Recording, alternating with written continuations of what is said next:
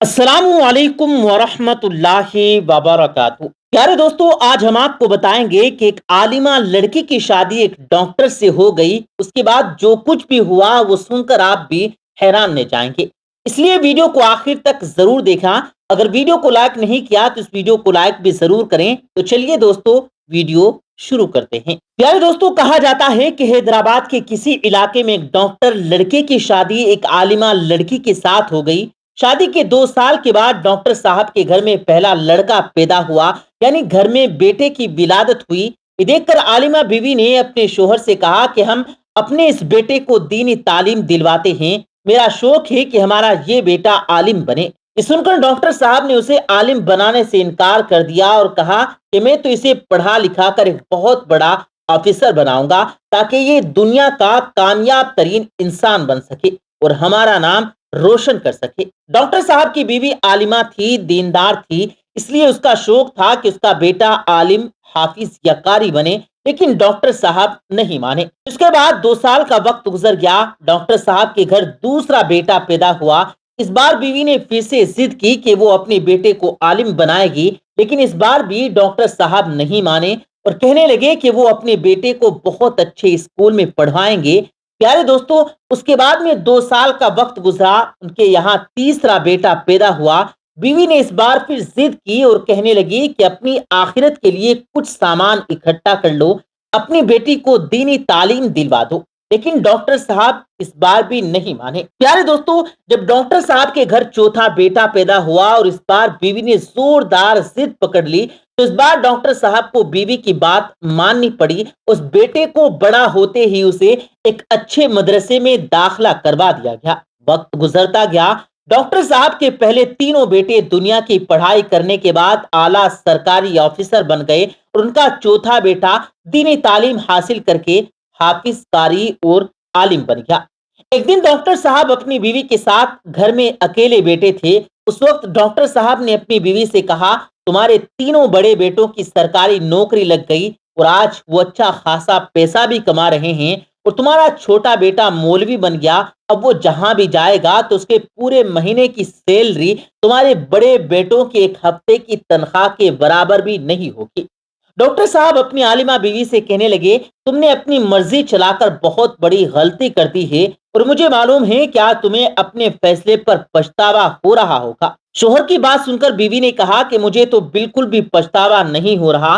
آپ سوچ رہے ہوں گے کہ میرا فیصلہ غلط ہے، جبکہ میں سوچ رہی ہوں کہ آپ کا فیصلہ غلط ہے۔ ہم دونوں میں سے کوئی ایک تو غلط ضرور ہے۔ میں مرنے سے پہلے اس بات کو آپ کے سامنے لانا چاہتی ہوں کہ ہم دونوں میں سے کون صحیح ہے اور کون غلط ہے۔ پھر بیوی کہنے لگی کہ چلو آج میں آپ کو دکھا دیتی ہوں کہ ہم میں سے کس کا فیصلہ غلط تھا اور کس کا صحیح۔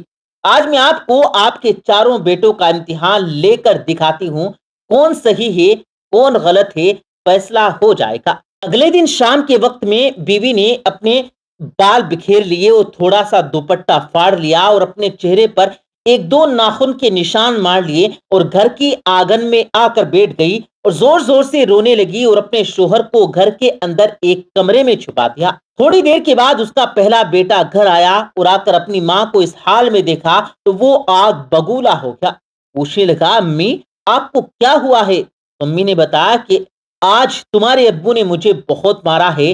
اتنا سنتے ہی وہ بیٹا غصے سے لال ہو گیا اور باپ کو برا بھلا کہنے لگا کہ بڈھا اس عمر میں سٹیا گیا ہے، پاگل ہو گیا ہے، کہاں ہے وہ، میں ابھی دیکھتا ہوں۔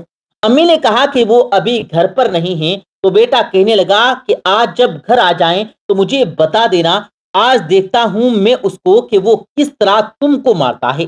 اتنا کہتے ہوئے وہ غصے سے اپنے کمرے کے اندر داخل ہو گیا۔ یہ تمام باتیں ڈاکٹر صاحب اپنے کمرے میں چھپ کر سن ہی رہے تھے۔ خیر، تھوڑی دیر کے بعد ان کا دوسرا بیٹا بھی گھر آ گیا۔ ماں کو اس حالت میں دیکھا تو وہ بھی آگ بگولا ہو گیا اور ماں سے اس کے بارے میں پوچھنے لگا۔ ماں نے بتایا کہ تمہارے ابو نے مجھے بہت مارا۔ یہ سن کر وہ چلا کر باپ کو برا بھلا کہنے لگا اور بولا، جب وہ گھر آ جائیں تو مجھے بتا دینا۔ پھر وہ بھی اپنے کمرے میں چلا گیا۔ تھوڑی دیر کے بعد ان کا تیسرا بیٹا بھی گھر آیا۔ ماں کو اس حالت میں دیکھ کر وجہ پوچھنے لگا۔ ماں کہنے لگی کہ تمہارے ابو نے بہت مارا ہے، تو وہ بھی باپ کو برا بھلا کہہ کر कमरे में चला गया। प्यारे दोस्तों, डॉक्टर साहब ये तमाम बातें अपने कमरे में बैठकर सुन रहे थे। उनको लग रहा था जैसे उनको पैरों नीचे से जमीन खिसक रही है। डॉक्टर साहब के आंसू नहीं रुक रहे थे। वो सोच रहे थे कि किस तरह मेहनत करके मैंने इन बच्चों को पाला था, किस तरह परेशानी उठा उठा कर इनको अच्छी से अच्छी तरह पढ़ाई करवाई, और यही नहीं, न जाने इनकी कितनी गलतियों को मैंने अब तक नजरअंदाज किया है। फिर वो अपने आंसू पोंछते हुए उठा और कमरे से बाहर निकलने ही वाला था। इतने में उनका चौथा बेटा जो मौलवी बन गया था, वो भी घर में सलाम करता हुआ दाखिल हो गया। अपनी माँ को इस हालत में देखा तो भागते हुए अपनी अम्मी के पास पहुंचा। माँ से इसके बारे में पूछने लगा तो माँ ने उसे भी यही बताया कि आज तुम्हारे अब्बू ने मुझे बहुत मारा है। ये सुनकर डॉक्टर साहब के चौथे बेटे ने अपनी अम्मी का हाथ पकड़ते हुए उनको समझाना शुरू कर दिया। अम्मी, आप अब्बू का सब कुछ हैं। अगर अब्बू ने आज आपको कुछ भी कह दिया है तो क्या हुआ? मैंने अब्बू को आज तक आपसे बदतमीजी से बात करते हुए भी नहीं देखा।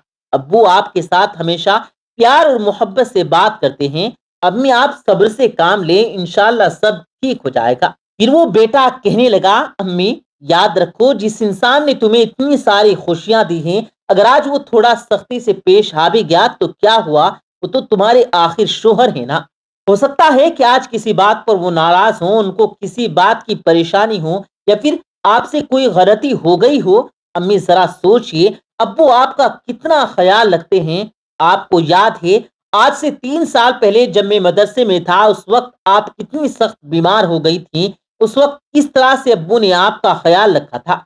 इतने दिनों तक आपको खाना भी बनाकर खिलाया था। यही नहीं बल्कि आपको कपड़े भी धोकर दिए थे। प्यारे दोस्तों, अपने चौथे बेटे की इन बातों को सुनकर अब तो अम्मी भी अपने आंसू नहीं रोक पा रही थी। फिर वो उसे गले लगाकर रोने लगी। डॉक्टर साहब भी आंखों में आंसू लिए कमरे से बाहर निकले और उनके सामने आकर खड़े हो गए। फिर आलिमा बीवी ने अपने शोहर से कहा कि अब आप ही फैसला करें, आप ही बताएं कि मेरा फैसला गलत था या आपका। इतना सुनते ही डॉक्टर साहब ने अपने उस बेटे को गले लगा लिया और फूट फूट कर रोने लगे।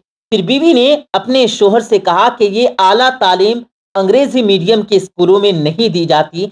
माँ बाप के साथ किस तरह से पेश आना है, बीवी को शोहर के साथ किस तरह से पेश आना है, ये तो सिर्फ और सिर्फ दीनी तालीम है। प्यारे दोस्तों, आज डॉक्टर साहब को भी एहसास हो चुका था कि जिन बच्चों को लाखों रुपये खर्च करके उन्होंने दुनिया की डिग्रियां दिलवाई थी, आज वो सब बेकार हैं। ये सोचने लगा कि काश मैंने अपने चारों बेटों को दीनी तालीम दिलवाई होती। प्यारे दोस्तों, अल्लाह तबारक व तआला से दुआ है कि अल्लाह पाक हम सबको दीन की सही समझ नसीब फरमाए, और हम सबों को कोशिश करनी चाहिए कि हम अपनी औलाद, अपने भाई बहनों को दीन की अच्छी से अच्छी तालीम देने की कोशिश करें। उम्मीद करते हैं कि वीडियो आपको पसंद आई होगी। वीडियो पसंद आए तो वीडियो को लाइक करें, दोस्तों के साथ वीडियो को शेयर भी करें। मिलेंगे अगली वीडियो में, तब तक के लिए अल्लाह हाफ़िज़।